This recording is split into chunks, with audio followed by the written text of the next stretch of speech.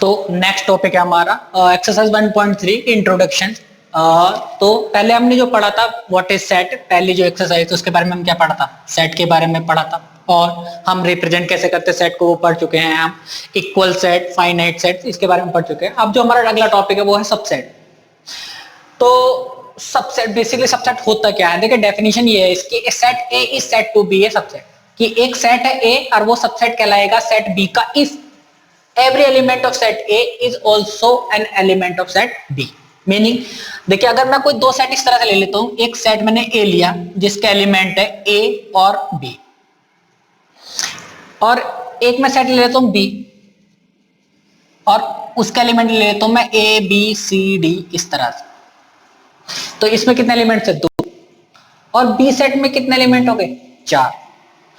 तो देखिए क्या कहा गया, if every element of set ए, तो सेट ए के सभी एलिमेंट्स, सेट ए के सभी elements is also an element of set B, अगर वो सेट बी के भी एलिमेंट्स है, देखिए ए है यहां भी है, बी यहां है, हाँ यहां भी है, कि सेट ए के सभी एलिमेंट्स अगर सेट बी में प्रेजेंट होते हैं तो इसका मतलब ये हो गया कि ए बी का सबसेट हो जाएगा। तब हम ये कहेंगे ए इज सबसेट ऑफ बी। और मैथमेटिकली, मैथ्स में हम इस लैंग्वेज को कि ए इज सबसेट ऑफ बी कैसे लिखेंगे, ए सबसेट है बी का, ये जो हमारा साइन होता है ये सबसेट का होता है। अगर ए के सभी एलिमेंट्स बी में प्रेजेंट होते हैं तो हम उसे मैथमेटिकली इस तरह से डिनोट करेंगे, ठीक है, कि ए सबसेट है बी का। अगर सभी एलिमेंट्स प्रेजेंट नहीं होते, सपोज कीजिए कि कोई हमारा सेट इस तरह से है, ए ई ले लेते हैं, तो हम इन दोनों सेट को देखते हैं, सी और बी को। तो देखिए सी के ये वाला एलिमेंट तो हाँ प्रेजेंट है, लेकिन ई इसमें प्रेजेंट नहीं है, तो हम ये कहेंगे कि सी सबसेट नहीं है सेट बी का। क्यों? क्योंकि सी के सभी एलिमेंट, देखिए ए तो प्रेजेंट है लेकिन ई प्रेजेंट नहीं है, तो जो छोटा वाला सेट होता है उसके सभी एलिमेंट्स बड़े वाले सेट में प्रेजेंट होने चाहिए, तभी वो उसका सबसेट होता है, वरना वो सबसेट नहीं होगा। तो ये होता हमारा नॉट सबसेट, मतलब सी सबसेट नहीं है बी का, C is not a subset of B. अगर सबसेट है तो हम ये वाला साइन यूज करेंगे, ए सबसेट है बी का और सी सबसेट नहीं है बी का, ठीक है। अच्छा, इससे पहले हमने बिलोंग्स टू पढ़ा था सबसे पहली वाली एक्सरसाइज में। तो देखिए बिलोंग्स टू का मतलब ये होता है कि जैसे ये हमारा एक सेट है, ए और बी इसके एलिमेंट्स है, तो ए बिलोंग्स टू ए, तो यहां पर हमारा एलिमेंट्स आता था, किसी भी सेट का एलिमेंट यहां होता था बिलोंग्स टू से पहले, ये हमारा एलिमेंट होता था, यहां पर हमारा सेट लिखा होता है। लेकिन जब हम सबसेट की बात करेंगे तो देखिए जैसे ये लिखा हुआ, ये ए सबसेट है बी का, तो यहां पर हमारा क्या होता है, ये एक सेट होता है और ये भी एक सेट होता है, तो दोनों तरफ सेट आते हैं। ये थोड़ा जरूरी है आगे जब हम एक्सरसाइज करेंगे कि बिलोंग्स टू से पहले क्या आता है, हमारा एलिमेंट आता है, और इस सबसेट से पहले क्या आता है, सेट आता है। इधर तो हमारे सेट होते हैं, ठीक है। तो ये था हमारा सबसेट किसे कहते हैं, तो सबसेट का मीनिंग आपको क्लियर हो गया होगा। इसके बाद हम देखते हैं कुछ प्रॉपर्टीज देख लेते हैं इसकी। देखिए अगर हमसे ये कहा जाता है, अच्छा इक्वल सेट के बारे में मैंने पढ़ा था, देखिए इससे पहले 1.2 में हमने इक्वल सेट के बारे में पढ़ा था कि जैसे अगर मैंने कोई दो सेट ले लिए 1 2 3 4, ए एक ऐसा सेट है जिसके एलिमेंट्स है 1 2 3 4, बी हमने ले लिया तो वो हो गया 2 3 1 4 इस तरह से। तो आप देखिए कि क्या ए के सभी एलिमेंट्स बी में है, हाँ 1 इसमें प्रेजेंट है, हाँ है, 2 यहां भी है, 3 यहां है, हाँ 4 यहां भी है। तो हम इस तरह से लिखते थे कि हाँ ए इक्वल टू बी, कि ए बी दोनों इक्वल सेट्स है, ठीक है। तो अब देखिए यहां पर ऐसा भी हो गया कि भाई बी, अब मैं बी को भी देखता हूं, तो अब मैं यहां इसे इस तरह से भी लिख सकता हूं कि हाँ ए इसका बी का सबसेट भी है। क्यों? क्योंकि ए के सभी एलिमेंट्स वो बी में प्रेजेंट है। भाई ए के सभी एलिमेंट्स बी में प्रेजेंट है, हाँ है, लेकिन बी इक्वल टू ए भी है, यहां पर बी के सभी एलिमेंट्स ए में भी प्रेजेंट है, तभी तो वो इक्वल सेट्स हुए थे। भाई ए के सभी एलिमेंट्स बी में प्रेजेंट है और बी के सभी एलिमेंट्स ए में प्रेजेंट है, तो इसका मतलब क्या हुआ कि अगर a इक्वल टू बी होगा तो a b का भी सबसेट होगा और b a का भी सबसेट होगा। तो सबसे पहले हमारी एक प्रॉपर्टी आती है, इफ a सबसेट है b का एंड b सबसेट है a का, ये वाली condition if and only if ये तभी हो सकता है जब a इक्वल टू बी होगा। मतलब अगर हमें ये दे रखा है a सबसेट है b का, b सबसेट है a का, तो ये वाला पॉसिबल होगा। और अगर हमें ये दे रखा क्वेश्चन में कि a इक्वल टू बी दे रखा है तो इसका मीनिंग ये होगा कि भैया a b का भी सबसेट होगा और b a का भी सबसेट होगा। इसके बाद एक प्रॉपर्टी होती है कि हर कोई सेट अपने आप का ही सबसेट होता है। जैसे अगर मैं कोई सबसेट लेता हूं, सेट लेता हूं a, तो आप देखिए कि क्या a के सभी एलिमेंट्स a में प्रेजेंट होंगे? हाँ बिल्कुल होंगे, क्योंकि a के एलिमेंट्स क्या है 1 2 3 4 और इस वाले में भी क्या होंगे 1 2 3 4 1 2 3 4। सबसेट किसका होगा 1 2 3 4 का। तो हर कोई सेट, एवरी सेट, तो एक प्रॉपर्टी होती है every set is a subset of itself. हम इसे इस तरह से भी लिखेंगे कि A is the subset of A। इससे अगली प्रॉपर्टी होती है कि empty set is a subset of every set. Empty set is a subset of every set, कि इस दुनिया में जितने भी सेट्स हैं तो जो एम्प्टी सेट होगा वो सभी का ही सबसेट होगा। अगर A ये वाला सेट है तो एम्प्टी इसका भी सबसेट है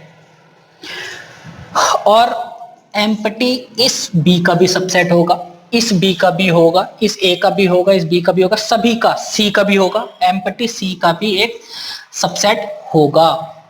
तो जितने भी हमारे जो एम्प्टी सेट होते हैं वो हर किसी सेट का सबसेट होते हैं। ठीक है, एक तो हमारी ये प्रॉपर्टी थी कि इफ ए बी का सबसेट है, बी ए का सबसेट है, तो ए इक्वल टू बी होगा।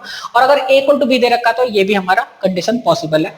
Every set is a subset of itself और empty set is the subset of every set. इसके अलावा एक प्रॉपर्टी और होती है हमारी, अगर हमें क्वेश्चन में इस तरह से गिवन होगा कि ए सबसेट है बी का, तो इसका मतलब ये होगा कि ए के सभी एलिमेंट्स किस में प्रेजेंट होंगे? बी में। जैसे ये वाला केस ले लेते हैं, देखिए ए के सभी एलिमेंट्स बी में क्या है? प्रेजेंट है। तो इसका मीनिंग होगा कि then if A belongs to A, if A belongs to A then A definitely belongs to B. कि अगर कोई एलिमेंट ए में बिलोंग्स करता है तो वो बी में पक्का बिलोंग्स करेगा। अगर ए सबसेट है बी का, आप देख भी लीजिए सभी जो एलिमेंट्स हैं वो बी में जरूर प्रेजेंट होंगे। तो अगर ए बी का सबसेट है तो ए के सभी एलिमेंट्स अगर वो ए में प्रेजेंट कर रहे हैं तो वो बी में भी क्या करेंगे? प्रेजेंट करेंगे। अच्छा, इसी के बाद हम देखते हैं प्रॉपर सबसेट किसे कहते हैं। देखिए ये जो डेफिनेशन थे सबसेट की थी, एक होता हमारा प्रॉपर सबसेट।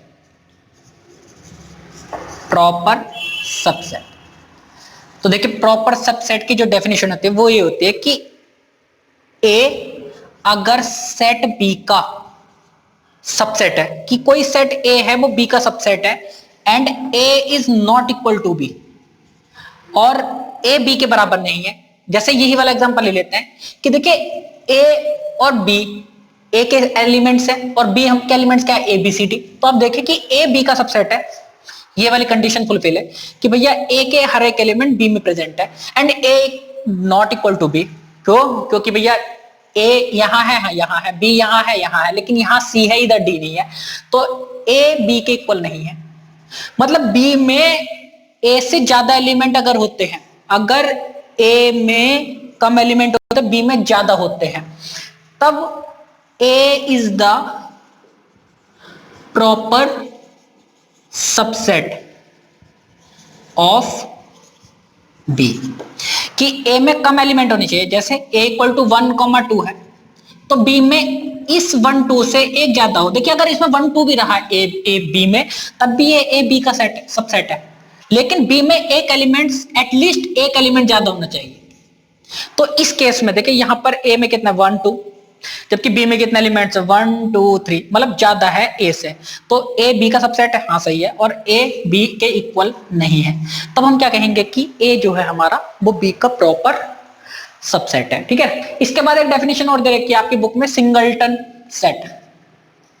सिंगलटन, ठीक है, नाम से पता चल रहा है सिंगल, तो जिस भी सेट में अगर हमारा सिर्फ एक ही एलिमेंट होता है, जैसे 2, ये कोई सेट है, मान लीजिए मैंने इसका नाम दे दिया एक्स, एक्स कोई सेट है, इसमें एक एलिमेंट है 2, तो ये हमारा सिंगलटन सेट हो जाएगा। ठीक है ना, कोई वाई सेट दे दिया, उसमें एलिमेंट्स है 100, तो ये सिंगलटन सेट हो गया।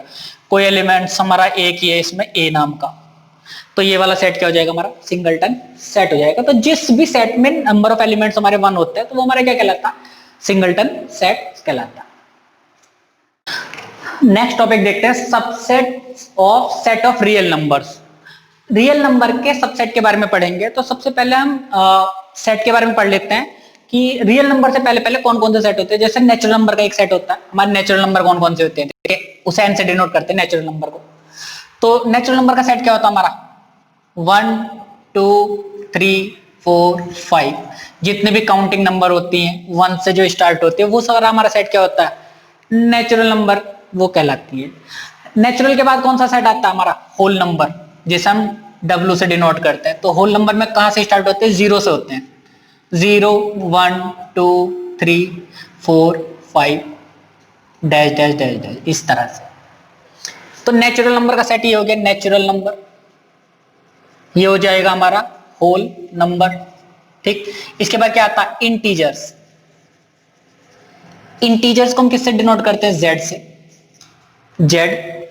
तो देखिए जो इंटीजर होती है, अगर नंबर लाइन की बात करें तो वो इस तरह से होती है कि बीच में 0, यहाँ -1 -2 -3 इस तरह से, और इधर माइनस का इनफाइनाइट होता है, और इधर प्लस का 1 2 3 4, और इधर को हमारा प्लस का इनफाइनाइट। तो जितनी भी ये नंबर होती हैं हमारी जो काउंटेबल होते हैं, मतलब 0 से आगे की तरफ, और ये माइनस की वो नंबर, सब क्या होती है हमारा ये इंटीजर होती है।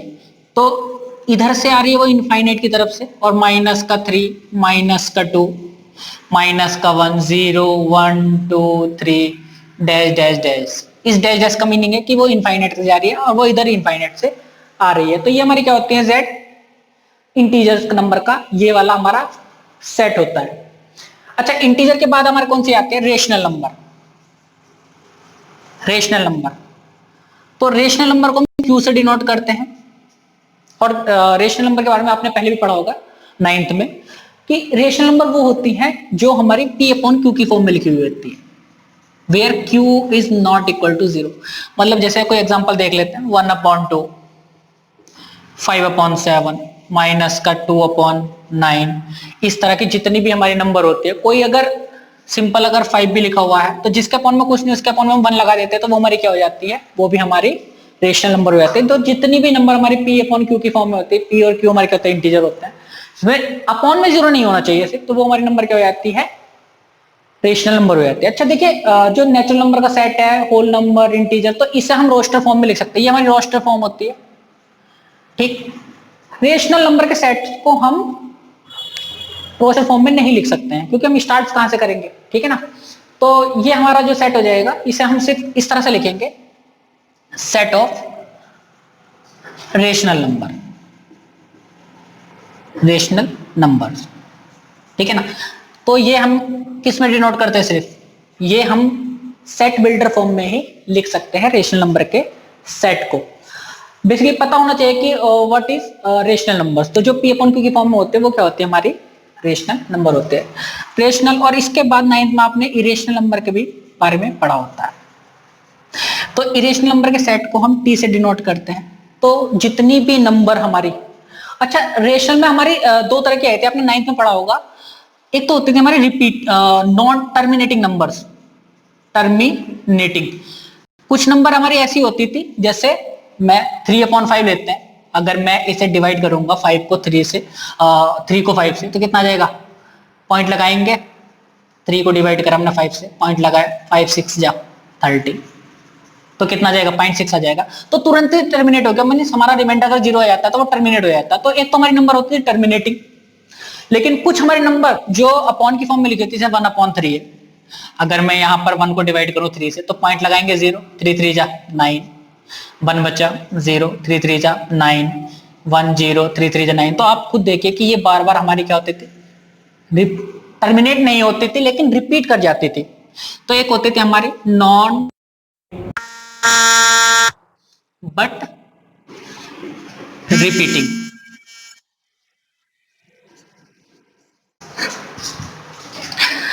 अच्छा, नॉन टर्मिनेटिंग बट रिपीटिंग के अलावा बाकी जो बचे जो हमारे टर्मिनेट नहीं होते, देखिए ना तो वो नॉन टर्मिनेटिंग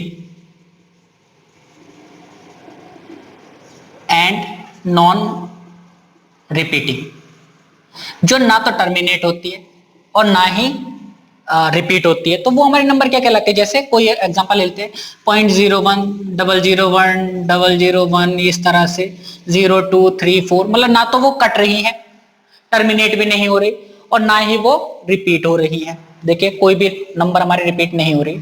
तो इस तरह के नंबर्स को हम क्या कहते हैं, इरेशनल नंबर कहते हैं, या ऐसी नंबर जिनका हम अंडर रूट फाइंड नहीं कर सकते। जैसे अंडर रूट 2 है तो ये हमारी इरेशनल होगी, अंडर रूट 3 इरेशनल होगी। देखिए जैसे अंडर रूट 4 आ गया तो उसका अंडर रूट हम फाइंड कर सकते हैं, कितना आ जाएगा 2। तो ये हमारी क्या हो जाएगी, ये रेशनल नंबर हो जाएगी। जिस नंबर का हम अंडर रूट फाइंड कर सकते हैं वो तो हमारी रेशनल नंबर होती है। जैसे अंडर रूट 5, इस तरह से पाई भी हमारी एक क्या है, इरेशनल नंबर है। तो ये हम सब 9th में पढ़ चुके हैं। तो ऐसा सेट जो नॉन टर्मिनेटिंग और नॉन रिपीटिंग नंबर्स का हो, या अंडर रूट की ऐसी वैल्यू जिसका हम अंडर रूट नहीं फाइंड कर सकते, वो सब क्या किस में आती है, हमारी इरेशनल नंबर में होती है। तो देखिए जो रियल नंबर होती है, रियल नंबर, तो रियल नंबर जो होता है वो हमारा किस किस का कॉम्बिनेशन होता है, इन दोनों का, सारी रेशनल नंबर प्लस और सारी हमारी इरेशनल नंबर, इन सब का कॉम्बिनेशन मिलके क्या बनता है, हमारा रियल नंबर बनता है। और दूसरे वे में कहे तो नंबर लाइन पर जितने भी पॉइंट एग्जिस्ट करते हैं, -1 -2 -3, और इधर माइनस का इनफाइनाइट है और प्लस का 1 +2 3 4 डैश डैश, इधर प्लस का इनफाइनाइट। तो देखिए जैसे ये every point on the number line, every point का मतलब ये था सिर्फ नंबर लाइन पर ये ही वाले पॉइंट नहीं है, 0 1 2 3 या माइनस का 1 2, इस 0 और 1 के बीच में भी इनफाइनाइट नंबर ऑफ पॉइंट्स हैं। इस -2 और -1 के बीच में भी इनफाइनाइट नंबर ऑफ पॉइंट्स हैं। तो every points on the number line is considered as real numbers. तो रियल नंबर हमारी रेशनल नंबर भी हो जाएंगे, और जो इरेशनल नंबर जो इसके बीच में आ रही होगी वो सब इनके बीच में भी एग्जिस्ट करती होगी, जो रिपीट नहीं कर रही होगी, ना टर्मिनेट कर रही होगी। तो ये हमारी जो नंबर लाइन कहलाती है, रियल नंबर को प्रेजेंट करती है। ठीक है, तो अब आप देखिए कि रियल नंबर हमारी इन सब में सबसे बड़ी होती है। आप देखिए कि नेचुरल नंबर, जो हमारे नेचुरल नंबर होते हैं 1 2 3 4 5, तो सभी जितने भी नंबर हैं वो हमारी होल नंबर में एग्जिस्ट करती है। देखिए अगर मैं 0 छिपा दूं तो बाकी सारे नंबर, 1 इसमें है, हाँ है, 2 है, हाँ है, 3 है, हाँ है। तो हम इस तरह से भी कह सकते हैं कि जो n है वो होल नंबर का एक सबसेट है, कि सभी नंबर हमारे नेचुरल नंबर के होल नंबर में एग्जिस्ट करती है। तो इसका मतलब क्या हुआ कि n सबसेट किसका होगा, होल नंबर का होगा। इसी तरह से अब आप देखिए सारी होल नंबर जो है हमारी किस में प्रेजेंट करती है, एग्जिस्ट करती है, इंटीजर में एग्जिस्ट करती है। अगर मैं माइनस के नंबर यहाँ छिपा देता हूं तो यहां से हमारी कौन सा सेट स्टार्ट हो जाता है, होल नंबर का। इसका मतलब ये हुआ कि z जो है, सॉरी w जो है किसका सबसेट हो जाएगा, z का हो जाएगा। और ऑल्सो अब आप देखिए यहां मैं 0 तक छिपा देता हूं तो नेचुरल नंबर भी किसका सबसेट हो जाएगा, हमारा यहां से 1 2 3 4 5, तो किसका हो जाएगा, n भी हमारा किसका सबसेट हो जाएगा, z का। ठीक, तो एक ही लाइन में अगर इसे लिखे तो देखिए नेचुरल नंबर किसका सबसेट हुआ, होल नंबर का, और होल नंबर किसका सबसेट होगा, इंटीजर्स का।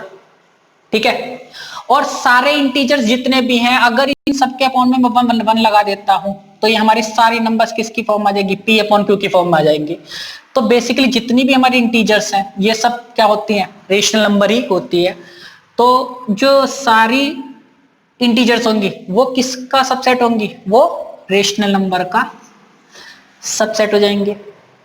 ठीक है, क्योंकि सभी के अपॉन में मैं 1 लगा दूंगा तो पी अपॉन क्यू की फॉर्म में आ जाएगा, तो सारी इंटीजर क्या हो जाएंगे, हमारी रेशनल नंबर बन जाएंगे।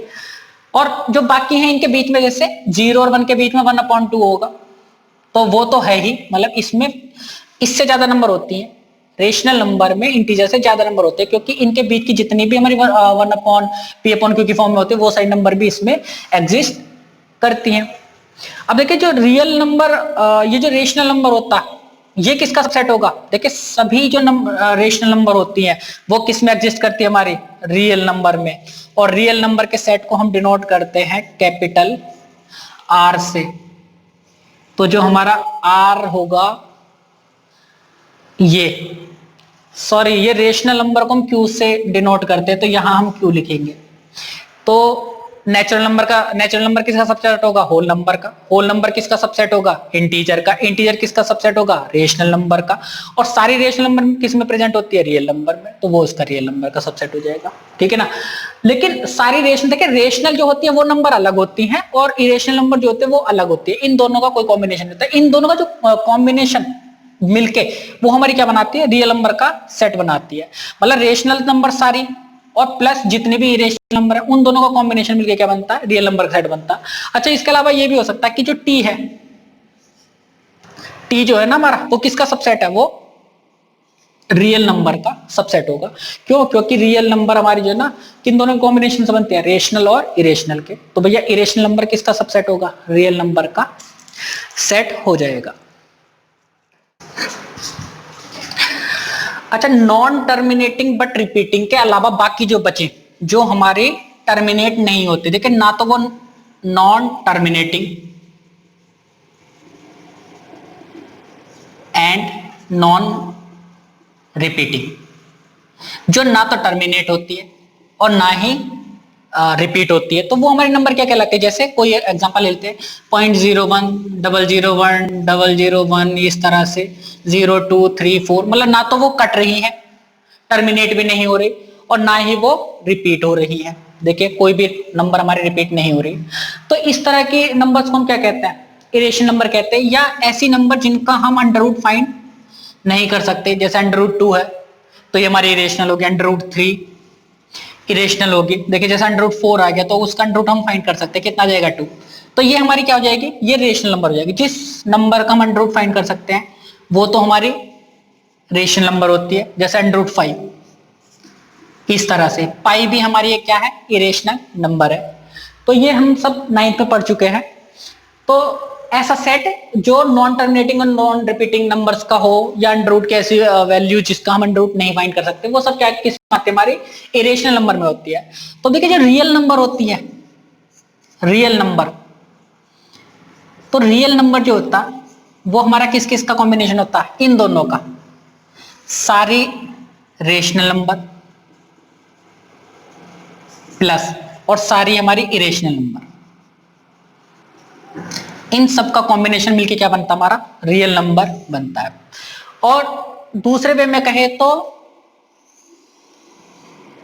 नंबर लाइन पर जितने भी पॉइंट एग्जिस्ट करते हैं, -1 -2 -3, और इधर माइनस का इनफाइनाइट है और प्लस का 1 +2 3 4 डैश डैश, इधर प्लस का इनफाइनाइट। तो देखिए जैसे ये every point on the number line, every point का मतलब ये था सिर्फ नंबर लाइन पर ये ही वाले पॉइंट नहीं है 0 1 2 3 या माइनस का 1 2, इस 0 और 1 के बीच में भी इनफाइनाइट नंबर ऑफ पॉइंट्स हैं, इस -2 और -1 के बीच में भी इनफाइनाइट नंबर ऑफ पॉइंट्स हैं। तो every points on the number line is considered as real numbers.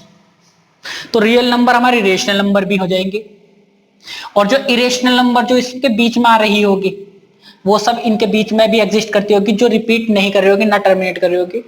तो ये हमारी जो नंबर लाइन कहलाती है रियल नंबर को प्रेजेंट करती है। ठीक है, तो अब आप देखिए कि रियल नंबर हमारी इन सब में सबसे बड़ी होती है। आप देखिए कि नेचुरल नंबर, जो हमारी नेचुरल नंबर होती है 1 2 3 4 5, तो सभी जितने भी नंबर हैं वो हमारी होल नंबर में एग्जिस्ट करती है। देखिए अगर मैं 0 छिपा दूं तो बाकी सारे नंबर 1 इसमें है, हाँ है, 2 है, हाँ है, 3 है, हाँ है। तो हम इस तरह से भी कह सकते हैं कि जो n है वो होल नंबर का एक सबसेट है, कि सभी नंबर हमारे नेचुरल नंबर के होल नंबर में एग्जिस्ट करती है। तो इसका मतलब क्या हुआ कि n सबसेट किसका होगा, होल नंबर का होगा। इसी तरह से अब आप देखिए सारी होल नंबर जो है हमारी किस में प्रेजेंट करती है, एग्जिस्ट करती है, इंटीजर में एग्जिस्ट करती है। अगर मैं माइनस के नंबर यहाँ छिपा देता हूं तो यहां से हमारी कौन सा सेट स्टार्ट हो जाता है, होल नंबर का। इसका मतलब ये हुआ कि z जो है, सॉरी w जो है किसका सबसेट हो जाएगा, z का हो जाएगा। और ऑल्सो अब आप देखिए यहां मैं 0 तक छिपा देता हूं तो नेचुरल नंबर भी किसका सबसेट हो जाएगा हमारा, यहां से 1 2 3 4 5, तो किसका हो जाएगा, n भी हमारा किसका सबसेट हो जाएगा, z का। ठीक, तो एक ही लाइन में अगर इसे लिखे तो देखिए नेचुरल नंबर किसका सबसेट हुआ, होल नंबर का, और होल नंबर किसका सबसेट होगा, इंटीजर्स का। ठीक है, और सारे इंटीजर्स जितने भी हैं अगर इन सबके अपॉन में वन लगा देता हूं तो ये हमारी सारी नंबर्स किसकी फॉर्म आ जाएगी, p अपॉन क्यू की फॉर्म में आ जाएंगे। तो बेसिकली जितनी भी हमारी इंटीजर्स हैं ये सब क्या होती हैं, रेशनल नंबर ही होती है। तो जो सारी इंटीजर्स होंगी वो किसका सबसेट होंगी, वो रेशनल नंबर का सबसेट हो जाएंगे। ठीक है, क्योंकि सभी के अपॉन में 1 लगा दूंगा तो p अपॉन क्यू की फॉर्म में आ जाएगा, तो सारी इंटीजर क्या हो जाएंगे, हमारी रेशनल नंबर बन जाएंगे। और जो बाकी हैं इनके बीच में जैसे 0 और 1 के बीच में 1/2 होगा, तो वो तो है ही, मतलब इसमें इससे ज्यादा नंबर होती हैं, रेशनल नंबर में इंटीजर से ज्यादा नंबर होते हैं, क्योंकि इनके बीच की जितनी भी हमारी 1/p/q की फॉर्म में होती है वो सारी नंबर भी इसमें एग्जिस्ट करती हैं। अब देखिए जो रियल नंबर, ये जो रेशनल नंबर होता है ये किसका सबसेट होगा, देखिए सभी जो नंबर रेशनल नंबर होती हैं वो किस में एग्जिस्ट करती है, हमारी रियल नंबर में। और रियल नंबर के सेट को हम डिनोट करते हैं कैपिटल आर से। तो जो हमारा आर होगा ये, सॉरी ये रेशनल नंबर को हम क्यू से डिनोट करते हैं तो यहां हम क्यू लिखेंगे। तो नेचुरल नंबर किसका सबसेट होगा, होल नंबर का। होल नंबर किसका सबसेट होगा, इंटीजर का। इंटीजर किसका सबसेट होगा, रेशनल नंबर का। और सारी रेशनल नंबर किस में प्रेजेंट होती है, रियल नंबर में, तो वो उसका रियल नंबर का सबसेट हो जाएगा। ठीक है ना। लेकिन सारी रेशनल, देखिए रेशनल जो होती है वो नंबर अलग होती हैं और इरेशनल नंबर जो होते हैं वो अलग होती है। इन दोनों का कोई कॉम्बिनेशन होता है, इन दोनों का जो कॉम्बिनेशन मिलके वो हमारी क्या बनाती है, रियल नंबर का सेट बनाती है।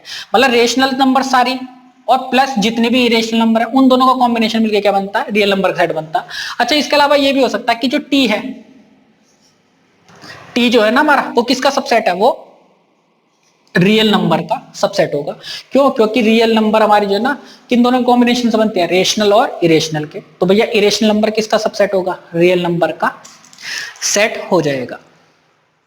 ऑफ रियल नंबर्स के बाद हमारा नेक्स्ट जो टॉपिक आता है वो होता है intervals as subsets of real number. तो इससे पहले मैंने भी आपको बताया था कि हमारी जो नंबर लाइन होती है तो नंबर लाइन पर हर एक पॉइंट जो होता है वो रियल नंबर को डिनोट करता है। Every point on the number line is considered as real number. जैसे ये 0 1 2 3 एंड सो ऑन, इधर इनफाइनाइट से चला गए, -1 -2 -3, इधर माइनस का इनफाइनाइट। तो हर पॉइंट देखिए, जैसे अगर मैं 1 और 2 के बीच में बात करूं तो 1 और 2 के बीच में भी हमारी कितनी है, इनफाइनाइट नंबर्स हैं। इनफाइनाइट नंबर जैसे 1.1 1.11323 समथिंग, कुछ भी इनफाइनाइट नंबर हो सकते हैं 1 और 2 के बीच में भी। तो हमें इंटरवल्स को सबसेट की तरह से दिखाना है रियल नंबर्स का। तो अब आप देख लीजिए ये जो हमारी नंबर लाइन है ये तो पूरा आप रियल नंबर समझिए कि ये रियल नंबर है हमारी नंबर लाइन। तो सबसेट्स का मतलब होता है इसका पार्ट। तो अब मैं कोई एक भी पार्ट ले सकता हूँ, इस तरह से मान लीजिए 4 हो गया, 5, इस तरह से ये इधर हमने बढ़ा दिया। तो मैं सिर्फ इतना टुकड़ा ले रहा हूँ इसका, जैसे ये। तो अब आप देखिए ये पूरी हमारी जो नंबर लाइन है वो क्या है, रियल नंबर। ये जो प्रेजेंट कर रही है नंबर लाइन ये रियल नंबर को प्रेजेंट कर रही है, और मैं इसका एक छोटा सा भाग ले रहा हूं 2 से 5 तक, तो वो इसका क्या हो जाएगा, सबसेट हो जाएगा। और उसे हम इंटरवल पढ़ते हैं। देखिए इंटरवल के बारे में और डीपली पढ़ेंगे। तो पहले मैंने इसका एक छोटा सा भाग ले लिया, जैसे ये इस तरह से, ये कहां तक गया हमारा भाई, 2 3 4 5। इससे आगे इधर इनफाइनाइट हो गया और इधर की तरफ हमने माइनस का इनफाइनाइट ले लिया, तो हम सिर्फ यहां से यहां तक की बात कर रहे हैं। ठीक है, तो अब आप देखिए कि इसे हम मैथमेटिकली जो लिखेंगे वो लिखेंगे कि अच्छा इससे पहले देख लेते हैं कि रियल नंबर जो होता है उसे हम रोस्टर फॉर्म में तो लिख नहीं सकते भाई। अगर हम इसे ऐसे लिखना चाहे करली ब्रेसेस के अंदर रियल नंबर के सेट को, तो ऐसा पॉसिबल नहीं है, क्योंकि रियल नंबर हमारी इनफाइनाइट होती हैं, मतलब पॉइंट की भी सारी वैल्यूज होती हैं और ये काउंटिंग वाली भी वैल्यू होती है, तो इससे पॉसिबल नहीं होता है हमें रोस्टर फॉर्म में लिखना। तो हम इसे किस फॉर्म में लिख सकते हैं? सिर्फ सेट बिल्डर फॉर्म में लिख सकते हैं। तो सेट बिल्डर फॉर्म में हम कैसे लिखेंगे कि x सच दैट कि x belongs to real number, कि x हमारा क्या होगा, x हमारा रियल नंबर के सेट से बिलोंग करेगा एंड, और x कैसा रहेगा, देखिए इस वाले हम सिर्फ इतने की बात कर रहे हैं, तो x हमारा क्या रहेगा, 2 से बड़ा रहेगा और भैया 5 से छोटा रहेगा।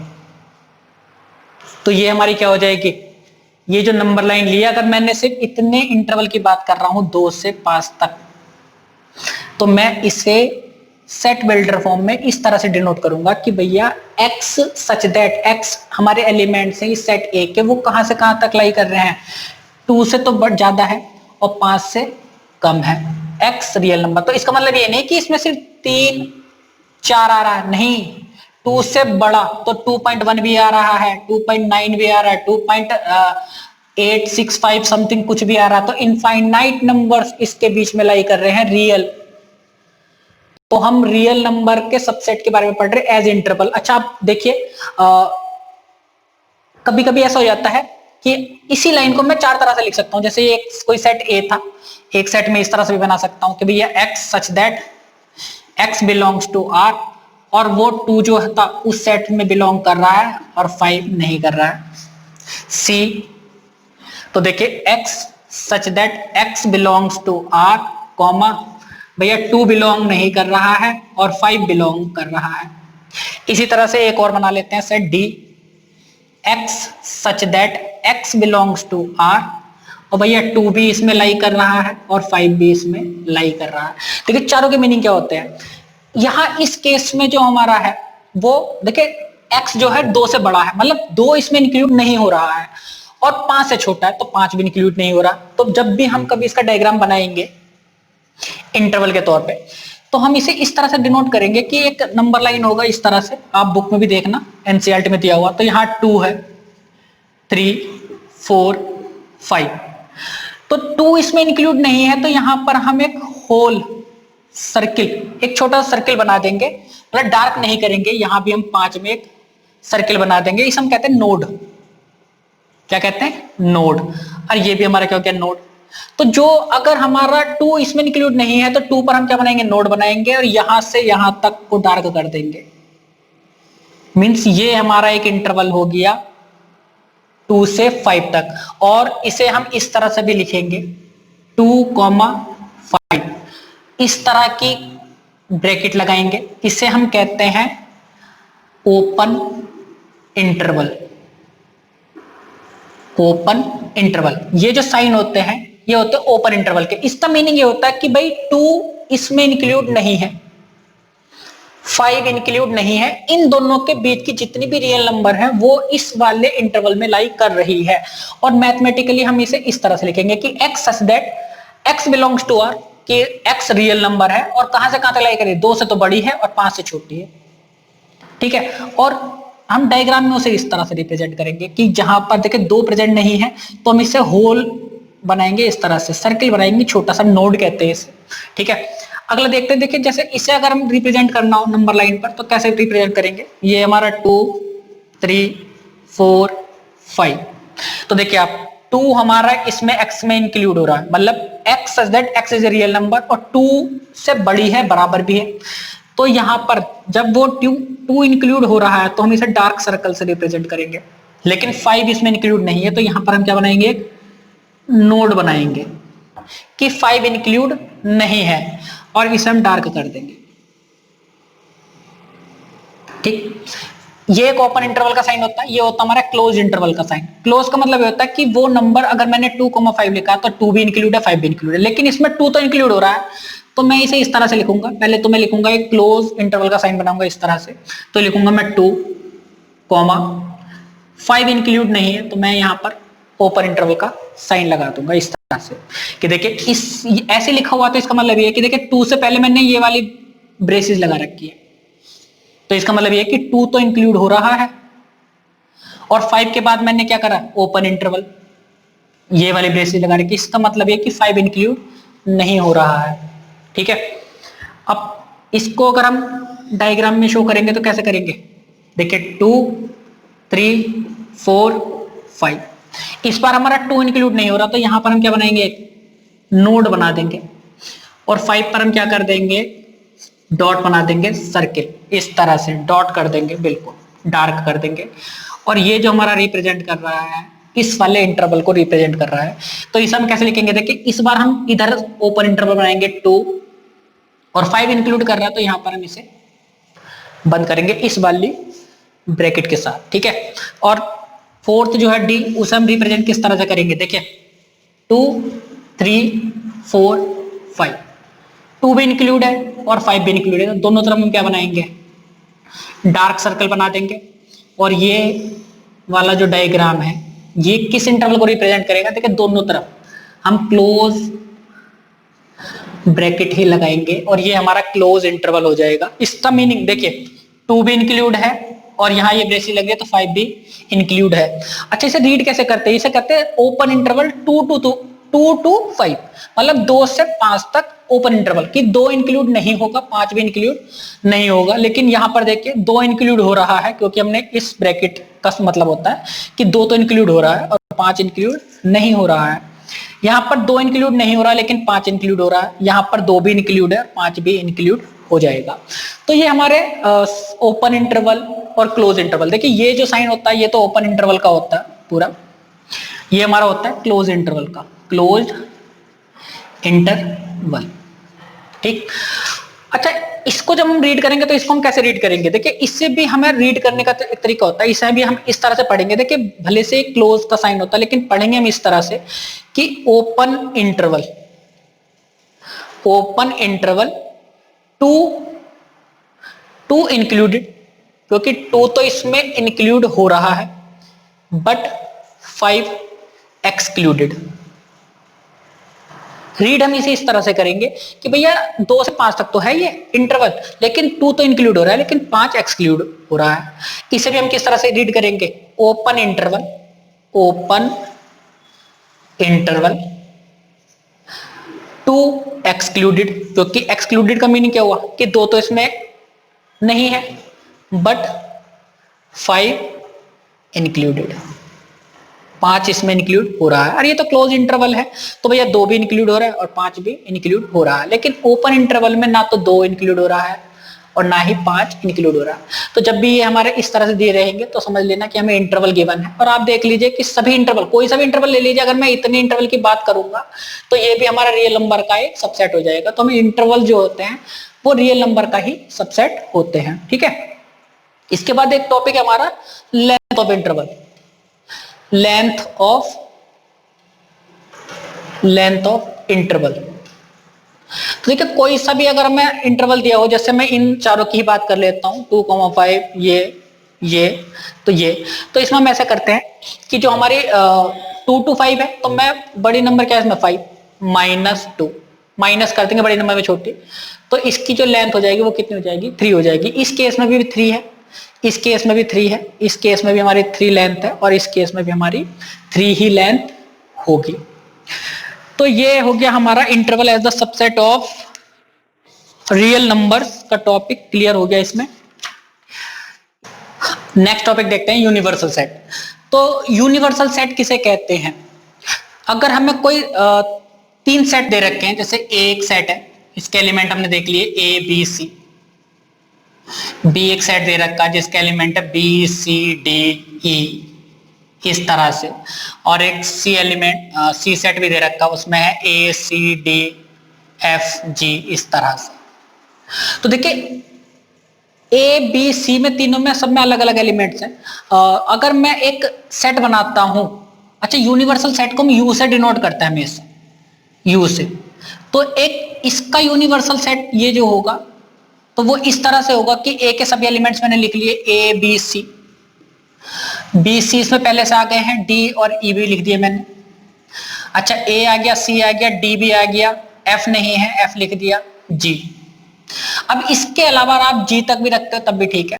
मतलब ये तीनों सेट के सभी एलिमेंट्स इस सेट में अगर प्रेजेंट होते हैं, मतलब बिगेस्ट जितना भी पॉसिबल, बिगेस्ट पॉसिबल सेट जो होता है हमारा यूनिवर्सल सेट कहलाता है। कि ए के सभी एलिमेंट्स यू में है, हाँ है, यूनिवर्सल सेट। बी के सभी एलिमेंट्स इसमें है, हाँ है। तो सी के सारे एलिमेंट्स इसमें है, हाँ है। तो ये एक सेट हमारा यूनिवर्सल सेट कहलाएगा। अगर इस सेट में कोई एक भी एलिमेंट्स नहीं होता है, जैसे अगर मैं बात करूं कि भैया ए के सभी एलिमेंट्स तो इसमें है, बी के सभी एलिमेंट्स इसमें है, लेकिन सी के सभी एलिमेंट्स इसमें नहीं है, तो उस केस में मैं इसे यूनिवर्सल सेट नहीं कह सकता, ये यूनिवर्सल सेट नहीं होगा। लेकिन अगर इसमें जी और कुछ और भी फालतू हो जाए, मतलब ये सारे जो सेट है इनके सभी एलिमेंट्स इसमें प्रेजेंट होने चाहिए, बिगेस्ट पॉसिबल सेट जो होता है वो हमारा यूनिवर्सल सेट कहलाता है। एक और एग्जांपल ले लेते हैं। अगर कोई हमारा x नाम का एक सेट है जिसमें 1 2 दे रखा है, y में हमारा 2 3 दे रखा है, z एक सेट है हमारा उसमें 3 4 दे रखा, तो इसके इस कॉन्टेक्स्ट में अगर हम बात करेंगे तो इसका कोई भी हमारा यूनिवर्सल सेट हो सकता है। ठीक है, 1 2 3 4 5, तो यही हमारा क्या हो जाएगा, यूनिवर्सल सेट हो जाएगा, क्योंकि इसके तीनों सेट के सभी एलिमेंट्स इसमें प्रेजेंट है, तो ये हमारा क्या हो जाएगा, यूनिवर्सल सेट हो जाएगा। अच्छा नेचुरल नंबर का सेट जो होता है वो भी इसका यूनिवर्सल सेट हो जाएगा। क्यों? क्योंकि नेचुरल नंबर में तो हमारी सभी नंबर आ जाती है, तो नेचुरल नंबर का जो सेट होगा वो इसका क्या हो जाएगा, यूनिवर्सल सेट हो जाएगा। होल नंबर का सेट भी इसके लिए क्या हो जाएगा, यूनिवर्सल सेट हो जाएगा। मतलब जो इस सारे एलिमेंट जो ना इस वाले में जरूर प्रेजेंट करने चाहिए, तो ये हमारा यूनिवर्सल सेट हो जाएगा। ठीक है, जैसे हमने पहले भी पढ़ा था, ये एक रिलेशन हम निकाला था कि n सबसेट है होल नंबर का, और होल नंबर किसका सबसेट बताया था, z का, इंटीजर का। z किसका सबसेट था हमारा, रेशनल नंबर का, और रेशनल नंबर किसका सबसेट था, रियल नंबर का। ठीक है ना, तो इस केस में जो सबसे लास्ट में आ रहा है रियल नंबर, वो हमारा क्या कहलाएगा, यूनिवर्सल सेट कहलाएगा। मतलब ये सबसे बिगेस्ट पॉसिबल, जो सबसे बड़े से बड़ा सेट होगा। देखिए इन सब की अगर बात करेंगे तो इन सब के लिए ये हमारा यूनिवर्सल सेट कहलाएगा, कि जो जितना भी बड़े से बड़ा सबसेट, की हर एक सेट के जितने भी एलिमेंट्स है वो बड़े वाले सेट में जरूर लाई करने चाहिए। ठीक है ना, तो वो हमारा क्या हो जाएगा, यूनिवर्सल सेट हो जाएगा। चलिए इसके बाद देखते हैं, पढ़ते हैं नेक्स्ट टॉपिक, पावर सेट। तो पावर सेट कहते हैं the collection of all subsets of a set A is called power set of A. अगर हमें कोई एक सेट गिवन है, जैसे ए एक सेट है, इसमें हमारे दो एलिमेंट्स है ए एंड डी, तो all the subsets of the set ए, तो सेट ए के हमारे सबसेट कौन कौन से होंगे। देखिए एक तो सेट ए का सबसेट बनेगा कौन सा, देखिए 5 तो हर किसी का सबसेट होता है, तो एक तो 5 मींस एम्प्टी सेट, हर सेट का क्या होता है, सबसेट होता है। मैंने पहले भी बताया था कि 5 is the subset of all sets. ठीक है ना, तो 5 सबसेट हो गया।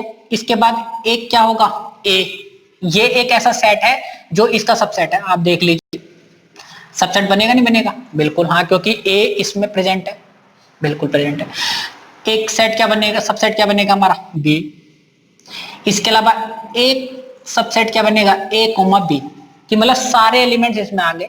तो आप देखिए कि इसके सारे सबसेट कौन कौन से होंगे, 4 सबसेट हो गए। एक तो 5, एक ए, एक बी और एक ए कोमा बी।